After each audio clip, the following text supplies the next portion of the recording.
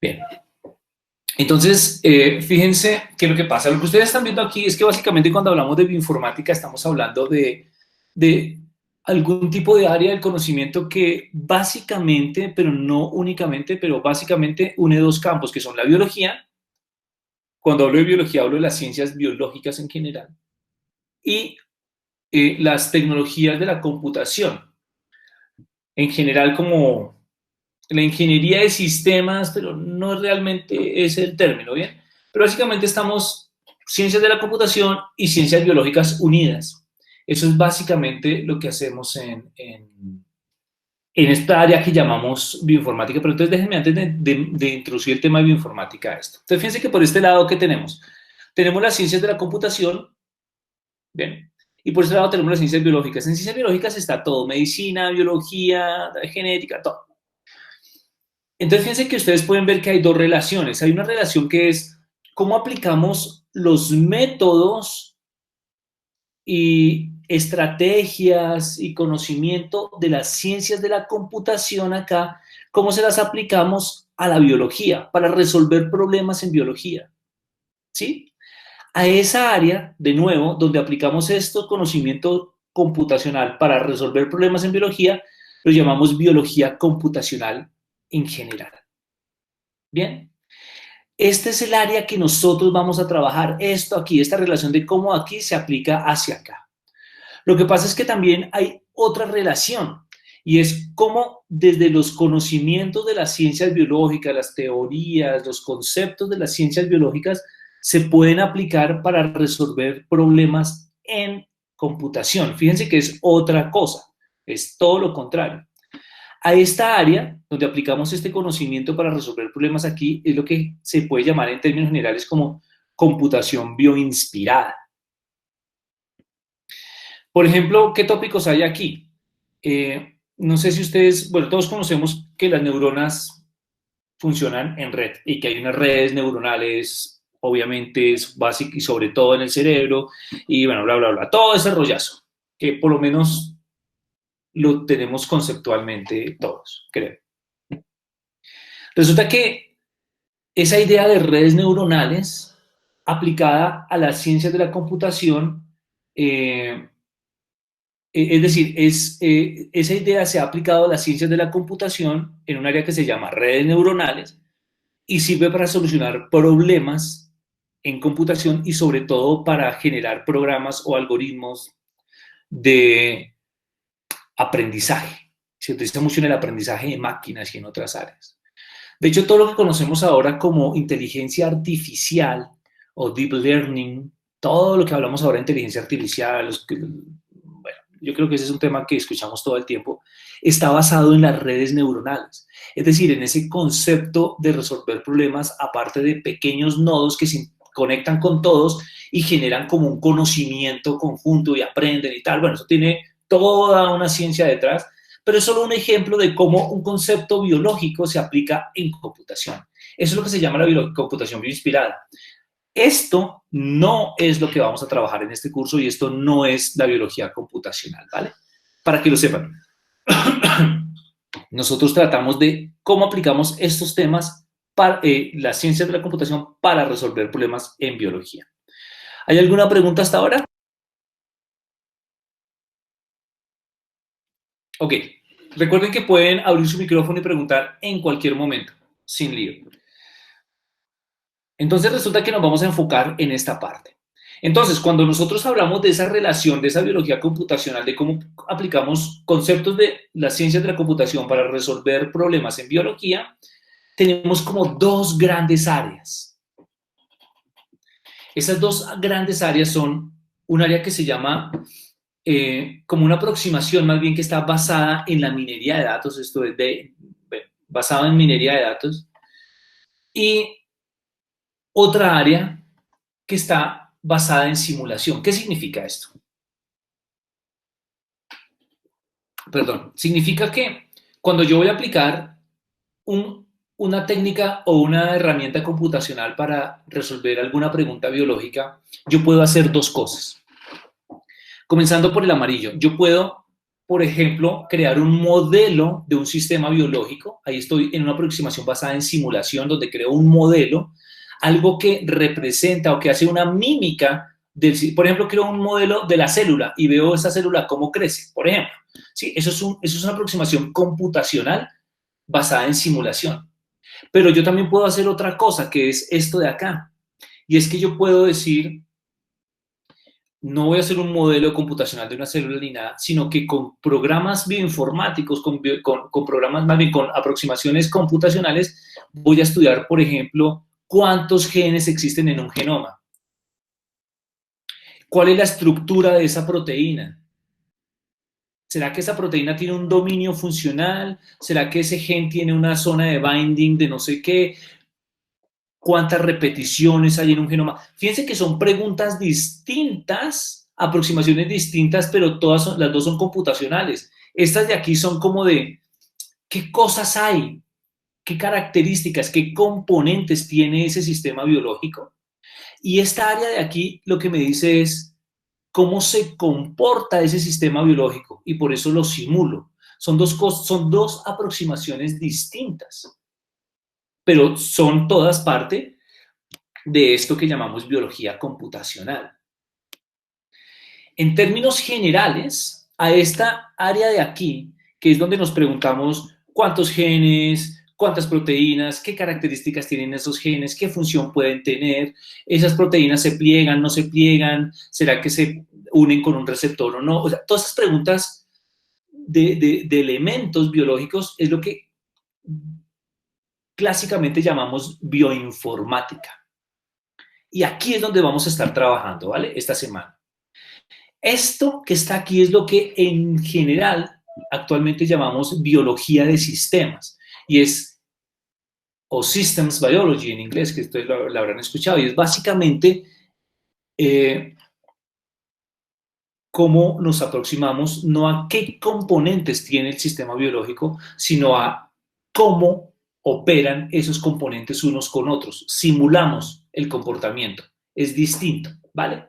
Entonces, de nuevo, vamos a estar trabajando por aquí en esta área y dentro de esta área aquí, en la minería, en la aproximación basada en minería de datos, que es básicamente bioinformática. Bien. Déjenme, me voy a ir un poquitín atrás en el mundo y les voy a hablar un poquitico de la historia, un poco de cómo ha ido evolucionando todo este asunto de biología de sistemas y bioinformática. Bien, entonces voy a hablar un poquitico aquí de los conceptos detrás de esto. Básicamente, la razón por la cual nosotros queremos aproximarnos a los sistemas biológicos desde su comportamiento es porque desde siglos antes de la era cristiana en la cual vivimos ahora, bueno, algunos, Aristóteles había hablado de un concepto muy importante que era este concepto de que ahora llamamos emergencia, pero que en su momento no se conocía así, y es este concepto que dice que el todo es más que la suma de las partes. Yo no sé si ustedes han escuchado este concepto de el todo es más que la suma de las partes. Pues no sé, supongo que las partes forman como un engranaje que hacen que el todo funcione. No sé. Sí, sí, sí, digamos que sí, sí. Fíjense en eso, básicamente, gracias, Gabriela. Fíjense que básicamente lo que estamos diciendo es que cuando yo pongo a operar dos cosas que están separadas y las dos se unen para generan una nueva actividad, una nueva propiedad que no existía en las partes por separado. Si yo tengo esto, ¿cierto? Yo tengo hidrógeno por aquí y oxígeno por acá. Yo me puedo gastar toda la vida estudiando el hidrógeno por separado y toda la vida estudiando el oxígeno por separado. Es que es más, quitémosle el 2. ¿Sí? Pero podríamos vivir años y años y cientos de años estudiando el hidrógeno y el oxígeno por separado, pero nunca sabríamos, por ejemplo, que cuando yo hago esto, es decir, que si yo cojo dos moléculas de hidrógeno y una de oxígeno, voy a tener una nueva propiedad, que es lo que llamamos, bueno, esta es mi representación del agua, ¿sí? O sea, lo que quiero decir es que la suma de las partes, el todo, es más que la suma de las partes. Es decir, al sumar esto más esto, yo tengo una nueva propiedad que es más allá, tiene nuevas características, características que no estaban presentes ni aquí ni acá. Es decir, el agua tiene características que no estaban ni en el hidrógeno ni en el oxígeno por separado. Son características que surgen de su interacción, ¿sí? Y el mundo, el universo está lleno de esto. Digamos, a esta propiedad se le llama, perdón, he desarrollado mi habilidad para escribir en esta cosa, a esto se le llama emergencia. No emergencia de algo urgente, sino emergencia de algo que emerge, ¿sí? Eso es una propiedad emergente. Es una propiedad que surge de la interacción de las partes, que no está en los componentes.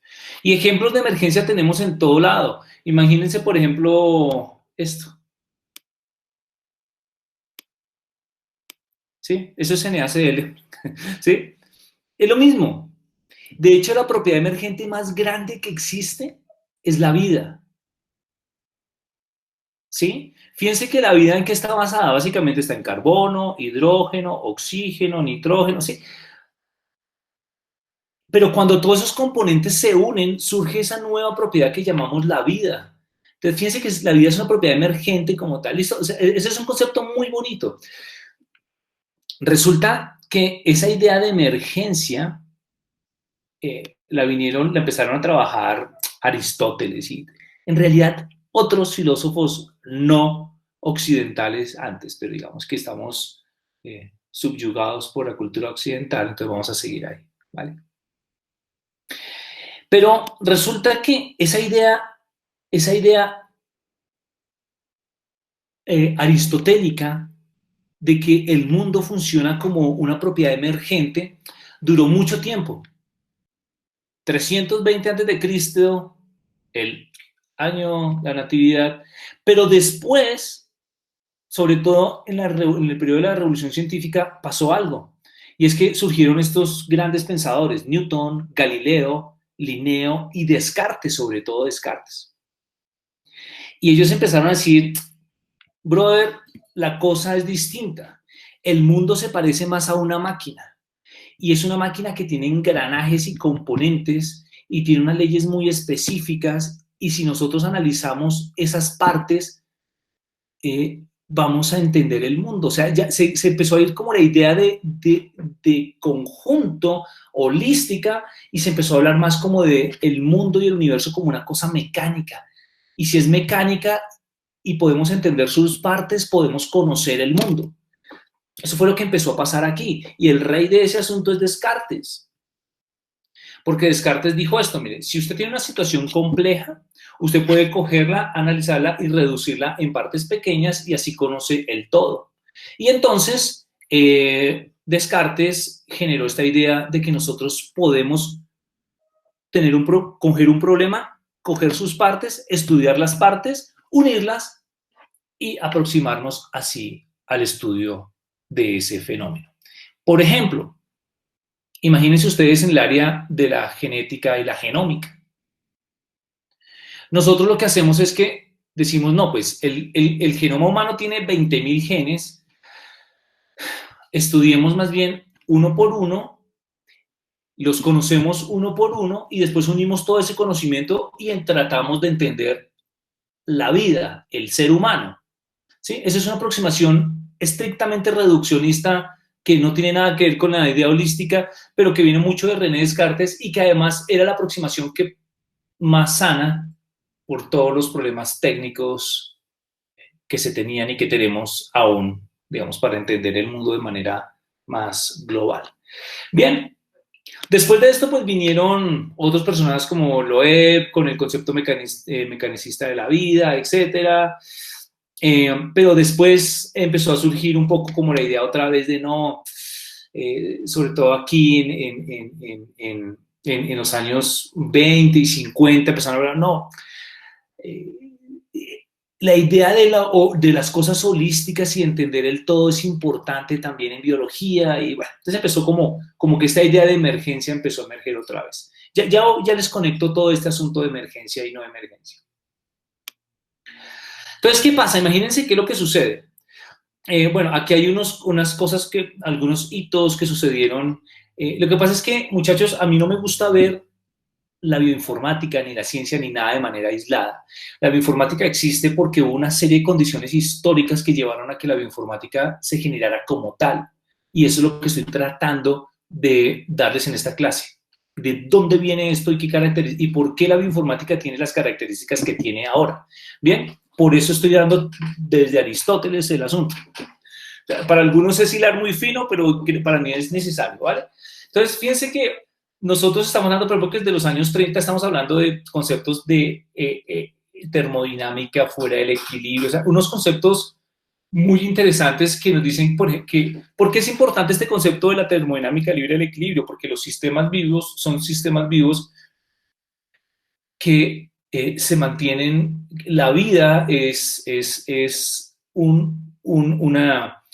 una propiedad que está como en contra de los fenómenos físicos. Aquí tenemos un físico, una física que nos puede hablar del asunto, pero básicamente, bueno, no vamos a hablar de entropía y entalpía, cosas, pero los sistemas vivos son unos sistemas fuera del equilibrio muy bonitos. Entonces, digamos como que eso tiene que ver con todo esto.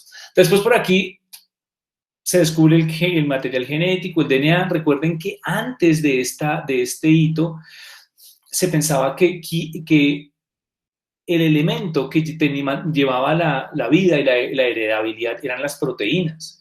De hecho, los físicos se ocupaban mucho de esa idea y de estudiar esto. Schrödinger, no sé si ustedes han oído hablar del gato de Schrödinger y la ecuación de onda de Schrödinger, etc. Él escribió un libro muy bonito que se llama ¿Qué es la vida? Y ahí él hipotetizaba que el material genético era, no se llamaba genético, pero la molécula fundamental, digamos, de la vida eran las proteínas, ¿no? en ese libro. Muy interesante. Ya después se conoce la estructura del ADN y tal, después ya en los 60 ya hasta conocemos cómo funciona el operón lactosa, y bueno, hay unos conceptos ahí muy importantes. Entonces digamos que este es como el contexto teórico general desde el cual emerge la biología computacional. Fíjense que no es un hecho aislado y aquí olvidé hablar de los conceptos de robótica y tal, pero digamos como que hay un contexto conceptual. Y el concepto importante es que nos aproximamos al estudio de la vida reduccionista, viendo sus partes, identificando cada una de las partes, qué componentes tiene, qué características tiene, cuántos genes, cuántos nucleótidos, sí, como cosas así muy particulares, o también nos aproximamos desde el todo, cómo interactúa todo para generar un fenotipo. Eso es básicamente lo que les estoy hablando aquí. Resulta que el primer dato que tenemos del uso de computadores para resolver un problema biológico lo tenemos del 1949, pilas, donde este señor, Abrams, sí, no sé qué será, utilizó una máquina que se llama el Hollerith para hacer 30 millones de cálculos en la estructura del naftaleno. Pilas, estamos hablando que estamos en el 2000, ¿qué es? 20 ya, ¿no? Sí, porque COVID-19, 20. 2020. Y en el 49 ya había un personaje que utilizó un computador para resolver un problema biológico, y eso es pura bioinformática. Claro, nadie hablaba de ese término en esa época. Pero ¿qué era la Hollerith? Miren la Hollerith. Es esta máquina, una máquina de madera. ¿Sí? O sea, lo que digo es que miren lo interesante desde dónde podemos datar la idea de utilizar computadores para resolver problemas biológicos. El man lo que hizo fue utilizar esta máquina que no tengo ni idea cómo funcionaba. Para mí es un enigma cómo funcionaba esta cosa. Pero la utilizó para hacer 30 millones de cálculos en la estructura del naftaleno. ¿Cuánto se demoró? No sé. Tocará ir al paper y leerlo bien. Yo solo pude acceder al resumen. Pero no fue el único. Fisher en el 50 utilizó una máquina que se llama la EDSAC para hacer el primer estudio de genética de poblaciones asistida con un computador, bueno, con un computador entre comillas, ¿sí? Pero ya más un computador. El EDSAC es esta máquina que están viendo acá. ¿Sí? Sobra decirles que o sea, el celular que ustedes tengan, cualquier celular que sea el que tengan, es cientos o miles de veces más poderoso que lo que era esta máquina o esta máquina. ¿Sí? O sea, pueden tener el Nokia 1100 y sigue siendo mucho más poderoso que esta máquina. Bien, resulta que por allá en los años 60 apareció un personaje muy importante en la bioinformática, se llama Robert Ledley. Casi nadie habla de él, pero es clave. Ledley era un man un poco raro porque era como físico y odontólogo. Él tenía un poco de background de muchas cosas. La cuestión es que él hace su tesis de maestría en una disertación que se llama El uso de computadores en biología y medicina. De nuevo, quiero que tengan en cuenta que esto es 1965. Ni siquiera existía el computador personal. Los únicos que tenían computadores eran algunas universidades y el sector financiero, y no eran los recomputadores. Una cosa que estaba empezando a abrirse paso. Entonces, el hecho de que alguien en 1965 hable de cómo se pueden usar los computadores en biología y medicina era una locura. Era una visión extraordinaria del mundo. Y de hecho a Robert Ledley no lo tildaban de loco, pero sí era como ¿cómo así que un computador en algún momento va a ayudar al médico a diagnosticar? Que eran una de sus premisas o de sus ideas, ¿sí? Entonces, es importante que nos situemos en esa época, 1965. ¿Sí? Aquí hay una enorme visión del mundo.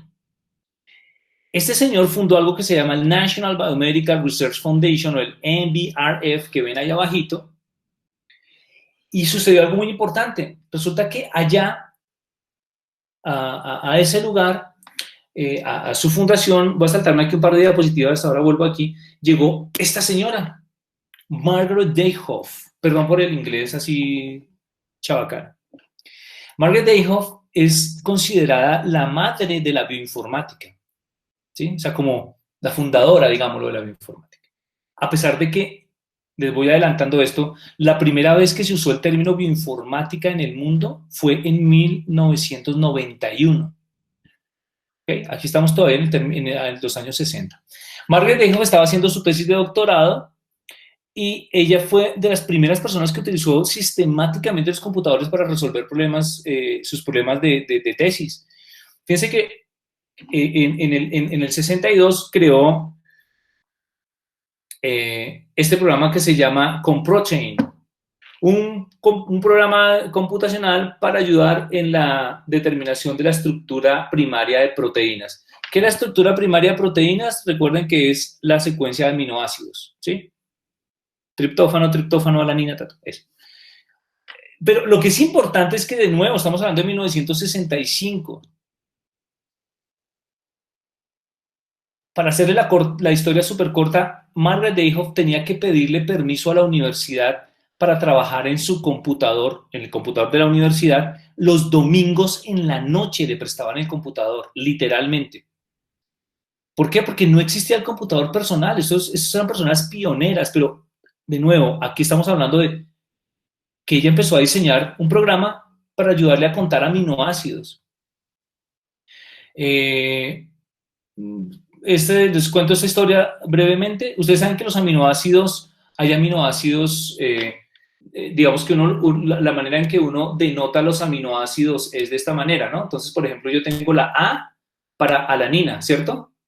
Y la W para triptófano, ¿sí? Pero también yo puedo nombrarlos como ALA y triptófano, ¿cómo es? Creo que es TRY, algo así. No recuerdo, pero digamos que es así.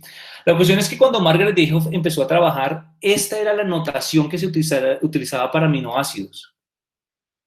como ella estaba trabajando con un computador, y en esa época la manera en que se programaban los computadores era con algo que se llama tarjetas perforadas y demás, ella dijo, no, yo no puedo utilizar este código para los aminoácidos porque es muy largo, son 3 letras por aminoácido. Entonces ella creó el código de una sola letrica para los aminoácidos para poder trabajar de manera más eficiente en esta máquina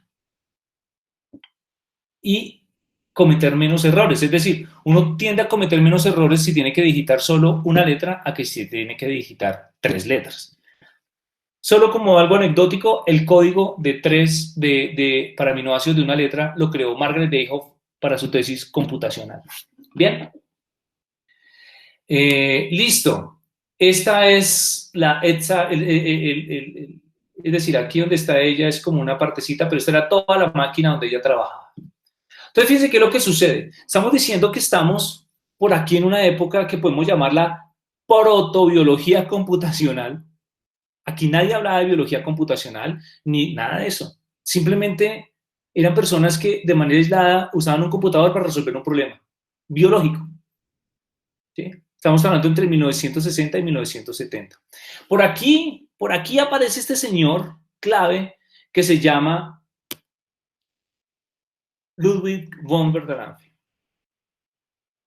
Este señor establece algo que se llama la teoría general de sistemas. Y ese señor lo que dice básicamente es lo siguiente, miren, esta diapositiva les voy a resumir una clase de 6 meses, ¿vale? Solo en esta diapositiva. Pero básicamente lo que dice este señor es esto, él dice, mire, usted puede ver cualquier fenómeno en el universo entero, como un sistema. Por ejemplo, un sistema entendido como componentes que interactúan entre ellos, ¿no? Entonces, él dice, mire, usted puede ver una sociedad, es un sistema, son personas que interactúan entre ellas y surgen propiedades, emergen propiedades de su interacción, ¿cierto? La violencia es una propiedad emergente, el amor es una propiedad emergente, ¿no? Surge de la interacción entre los componentes. La solidaridad es una propiedad emergente. Pero usted también puede ver un reloj como un sistema. Hay componentes que interactúan y generan nuevas propiedades. Pero más allá, usted también puede ver una célula como un sistema. Hay una serie de componentes que generan nuevas propiedades. Y él se preguntó, si yo puedo ver una célula, una sociedad, un reloj e incluso un carro como un sistema, deben haber propiedades de los sistemas, de cualquier tipo de sistema, deben haber propiedades inherentes a los sistemas, independientemente del sistema del que yo esté hablando. Y a eso lo llamó teoría general de los sistemas. ¿Por qué? Porque es una teoría general sobre cualquier sistema, tratando de encontrar propiedades generales a cualquier sistema. De hecho, la ingeniería de sistemas viene de ahí, no de la programación de computadores. En algún momento eso se volvió programación o la gente piensa que es programación, pero no. Sí, la teoría general de la ingeniería de sistemas viene de la teoría general de sistemas. Y él resolvió, digamos que definió una serie de propiedades de los sistemas y tal, que no vamos a entrar a relatar aquí, ¿vale? Pero solamente para que vean cómo empiezan a fluir conceptos de lado y lado. Mira lo que empieza a pasar aquí. En los años 70 tenemos DNA recombinante. Empezamos a hablar de secuenciación de ADN con Sanger. Entre los años 70 y años 80, miren qué sucede. Aparece la primera base de, eso que dice PDB ahí, es la primera base de datos de proteínas, el Protein Data Bank. Nosotros vamos a hablar de él más adelante, pero surge en el año 1971 el PDB.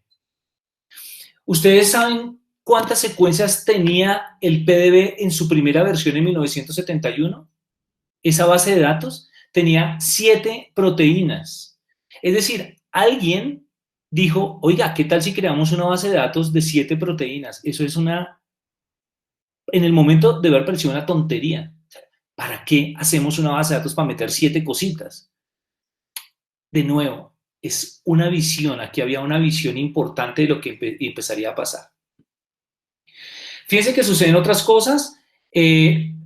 entre los años 70 y 80 aparece el concepto de Internet, el cual es fundamental para la bioinformática y para todo en la vida.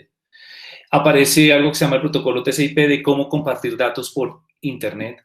Aparece el primer software de análisis de datos para bioinformática, se llama Staten. Es el primer programa para hacer análisis computacionales sobre ADN.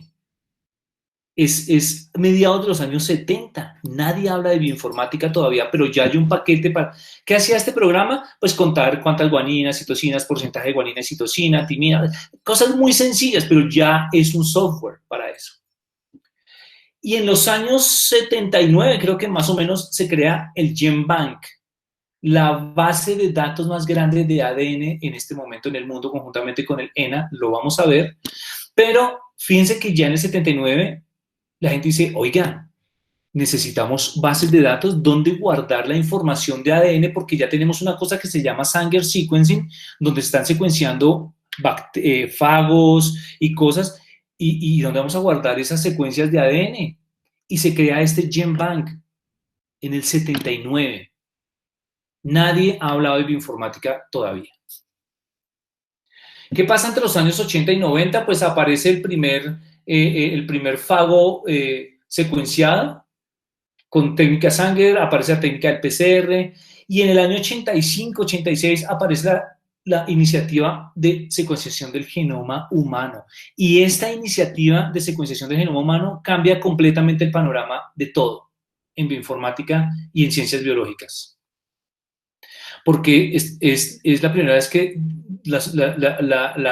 la ciencia dice, vamos a conocer el conjunto del ADN de los seres humanos. Era como un hito muy importante, pero solo existía la secuenciación Sanger. Pero es un hito importante. Muy importante, ¿por qué? Ya lo vamos a ver. Fíjense que esto es algo clave. Y es que entre los años 80 y 90 aparece el computador personal IBM. ¿Cuándo? En 1980.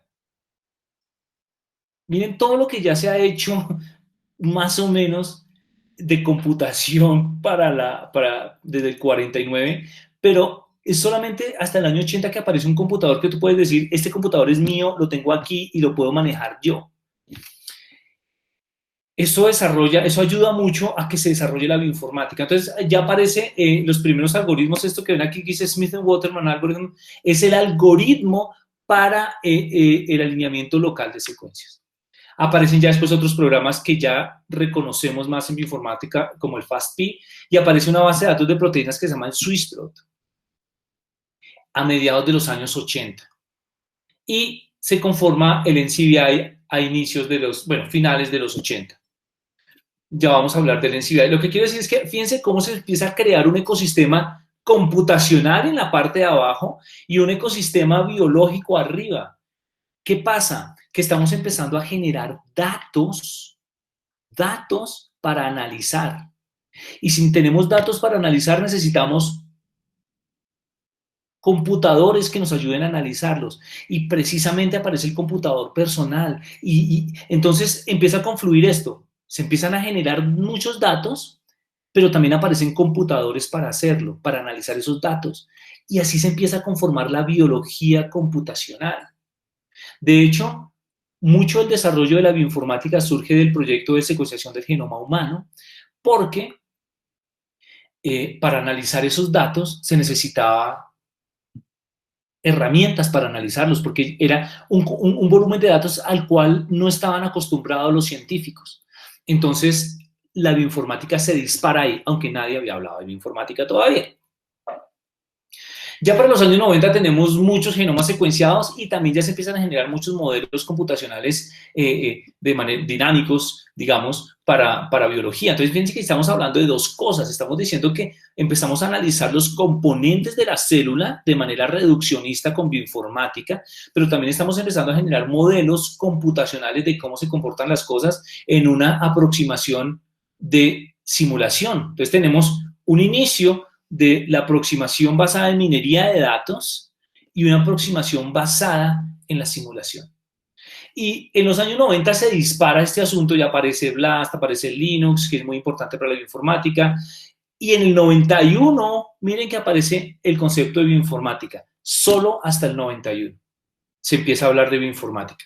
Y ya aparecen una serie de librerías específicas y lenguajes de programación específicos para trabajar en bioinformática, ¿vale? Ese es como el contexto general en que empieza a surgir todo este asunto. Esta diapositiva es súper importante y es uno de los mensajes más importantes del día de hoy. ¿Qué pasa? Resulta que, como vimos, nosotros empezamos aquí a secuenciar. Y cuando empezamos a secuenciar, o sea, a obtener el ADN de los organismos, empezaron a crecer los datos. Y ese crecimiento de datos, incluido en el genoma humano, genera necesidad de desarrollar programas de cómputo para analizarlos. Esto que están viendo aquí es, de hecho, les voy a mostrar una diapositiva más actualizada. Sí. Es el crecimiento de una de las bases de datos más conocidas en bioinformática en términos de cuántas secuencias de ADN tiene, cuántos datos hay ahí de ADN. Creo que ahí lo ven mejor, ¿cierto? Entonces, fíjense que lo que ustedes están viendo aquí, lo que están viendo aquí es los años, desde el 85 hasta el 2020, y lo que están viendo aquí es cuántas secuencias de ADN hay en esta base de datos. Lo que quiero que vean es básicamente este crecimiento. Fíjense que este es un crecimiento que podríamos decir que es exponencial, casi. ¿Sí? No lo sabemos todavía, pero es exponencial, ¿sí? Y que tiene la pinta de que va a seguir creciendo. Y la idea es que en teoría va a seguir creciendo. Toda esta información es información biológica que hemos creado particularmente de la secuenciación de ADN. Y necesitamos herramientas para analizarlos. Es decir, actualmente cualquier investigador puede generar muchísimos más datos de los que él mismo puede analizar en toda su vida. Y si no es por el análisis computacional de esos datos, pues es muy difícil. Por ejemplo, imagínense ustedes cómo toman todo el ADN de un nicho, por ejemplo, de un lago termal o del tracto digestivo, extraen todas las bacterias que hay ahí, sacan todo el ADN que hay ahí, secuencian todo ese ADN y sacan todas las funciones y los genes que hay ahí con sus propiedades, sus características. Se necesita apoyo computacional para eso. Entonces, el mensaje que estoy tratando de darles aquí es que el gran impulsor, si existe ese término, el gran motor del desarrollo bioinformático, es decir, del hecho de que usemos computadores para resolver problemas biológicos, como con programas que analizan esas secuencias y bases de datos donde se almacena esa información, el motor de eso es la secuenciación de ADN. Es la que ha generado esta gran cantidad de datos. Solo para darles perspectiva de cuántos datos estamos hablando, vamos a volver a tocar este tema, pero para que tengamos una perspectiva de ese asunto,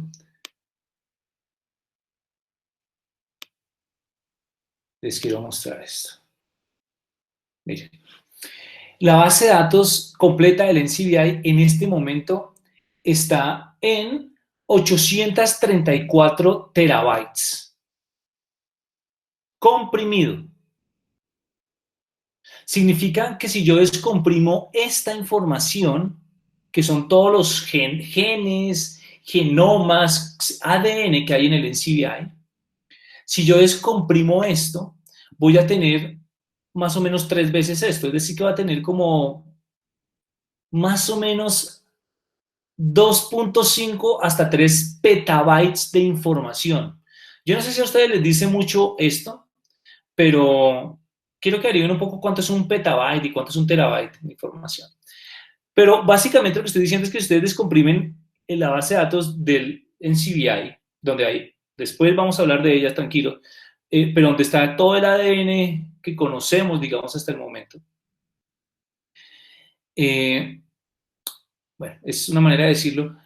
Y lo descomprimen, van a tener petabytes de información, pero tengan en cuenta algo muy importante, que cuando yo estoy hablando de esta información, estoy hablando de archivos de texto, plano, texto. O sea, no es lo mismo tener 1 giga de información en un video que tener 1 giga de información en archivos de texto. Fíjense que es distinto la magnitud. Entonces aquí está hablando de 2 punto y pico petabytes de archivos de texto con A, G, C, T, G, T, o sea, es muchísima información. Entonces, esa generación de información ha sido el motor de la bioinformática.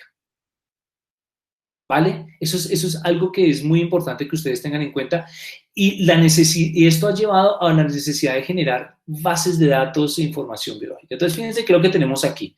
Eso es un poco como un resumen de lo que les quería contar hoy. Lo que están viendo aquí, bueno, aquí está hasta el 2017. Entonces, fíjense qué sucede.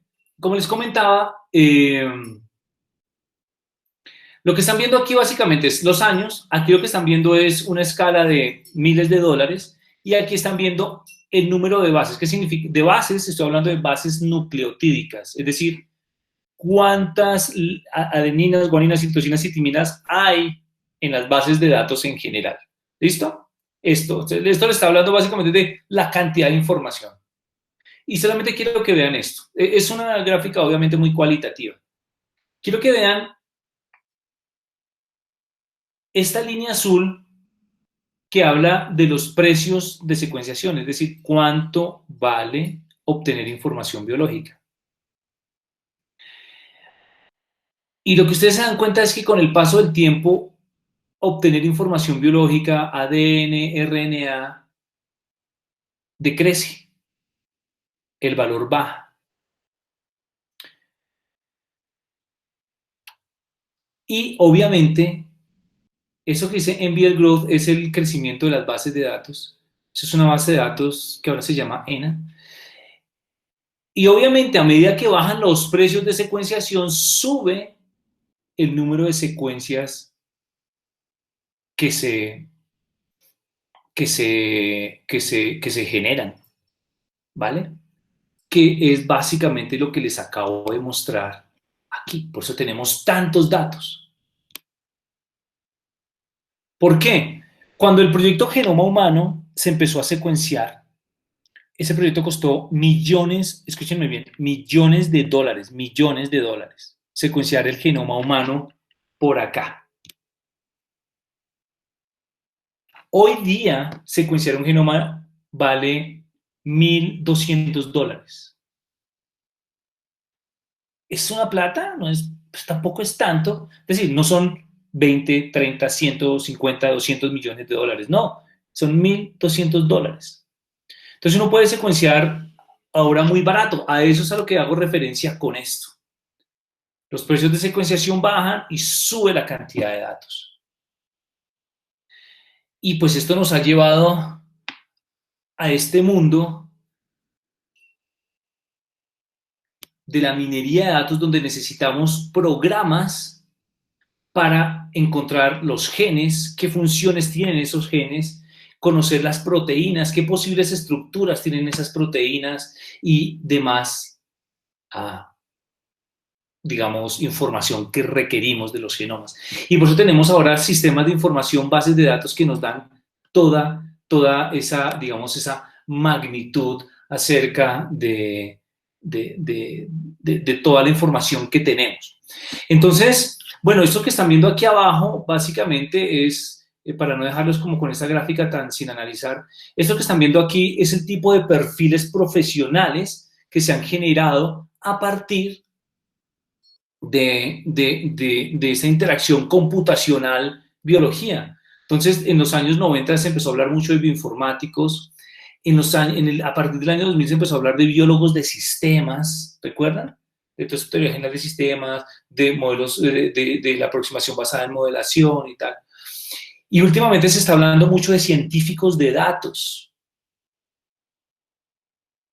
Y el científico de datos es una persona que tiene un perfil, digamos, más complejo porque es un perfil donde conoce de biología, conoce de programación, conoce de minería de datos, de cómo extraer información de grandes volúmenes, de cómo extraer información valiosa de grandes volúmenes de datos.